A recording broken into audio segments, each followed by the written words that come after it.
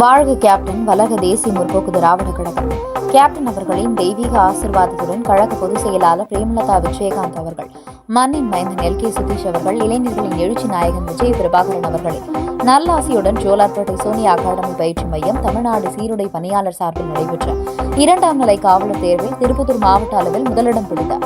சோனியா அகாடமியில் பயின்ற மாணவி லாவண்யா அவர்கள் திருப்பத்தூர் மாவட்டம் ஜோலார்பேட்டை அருகே வகனாம்பேட்டையில் சுமார் 30 ஆண்டு காலமாக சோனியா அகாடமி பயிற்சி மையம் செயல்பட்டு வருகிறது. இந்த அகாடமிக்கு தேசிய முற்போக்கு திராவிட கழகத்தின் மாவட்ட பொருளாளர் ஆஞ்சி அவர்கள் நிறுவனராக ஆசிரியர் பணிபுரிந்து வருகிறார். இதில் சிபி சக்கரவர்த்தி நிகழ்ச்சியில் தலைமை வகித்தார் மற்றும் களி முன்னிலை வகித்தார். மேலும் சரிதா ராதாகிருஷ்ணன் இவர்கள் வரவேற்பு உரையாற்றினர். மேலும் முனிசாமி ஆசிரியர் டிஇஓ ஓய்வு தேமுதிக திருப்பத்தூர் மாவட்ட கழக பொருளாளர் ஆஞ்சி அவர்கள் மற்றும் மணி ஆசிரியர் ஓய்வு பெற்றவர்கள், தேமுதிக தெற்கு ஒன்றிய கழக பொருளாளர் மாது அவர்கள், கந்தளி ஒன்றிய முன்னாள் அவைத்தலைவர் கேப்டன் ரமேஷ் அவர்கள் இந்த அகாடமியில் பொருளாதார அறிவில் பின்தங்கியுள்ள ஏழை எளிய மாணவர்களுக்கு தங்குமிடம் இலவசமாக அளித்து அவர்கள் அரசு வேலை பெறுவதில் தொடர்ந்து ஊக்கமளித்து வருகின்றனர்.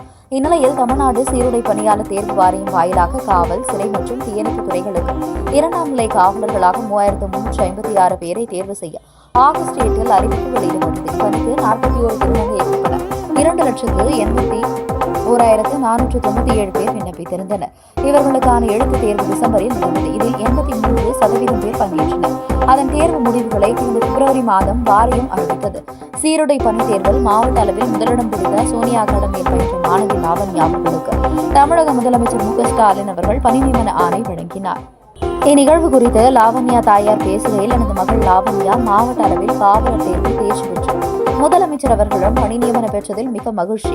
அதற்கு முழு காரணம் சோனியா அகாடமியில் பாடம் நடத்தும் ஆசிரியர்களும் அகாடமியின் நிறுவனர் ஆஞ்சி அவர்கள் தான். அகாடமியில் பயிலும் ஒவ்வொரு மாணவ மாணவிகளின் கல்வித்திறனில் தனித்தனி அக்கறை எடுத்து அவர்களை ஊக்குவித்து அவர்களுக்கும் நிச்சயம் வெற்றி பெறுவோம் என்கிற நம்பிக்கை ஏற்படுத்தி வருகின்றன என்று தெரிவித்தார். மகிழ்ச்சியுடன் சோனியா அகாடமி நிறுவனருக்கும் ஆசிரியர்களுக்கும் நன்றிகள் தெரிவித்தார்.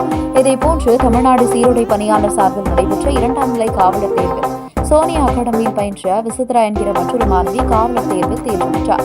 இதுகுறித்து சோனியா அகாடமி நிறுவனர் ஆஞ்சி அவர்கள் பேசுகையில், எங்கள் அகாடமியில் பயிலும் ஒவ்வொரு மாணவர்களின் கல்வித்திறனில் தனி கவனம் எடுத்து ஒவ்வொரு ஆசிரியர்களும் தன் பிள்ளைகளாக அவர்களை கருதி ஒவ்வொரு மாணவர்களும் வெற்றி பெற வேண்டும் என்று தினமும் கடுமையாக உழைத்து வருகின்றனர். அதன் பலன்தான் இன்று லாவண்யா அவரை போன்று இங்கே பயிலும் ஒவ்வொரு மாணவர்களும் மனதின் நம்பிக்கையோடு கல்வி அறிவை வளர்த்துக் கொண்டு வெற்றி பெற வேண்டும் என்று தெரிவித்தார்.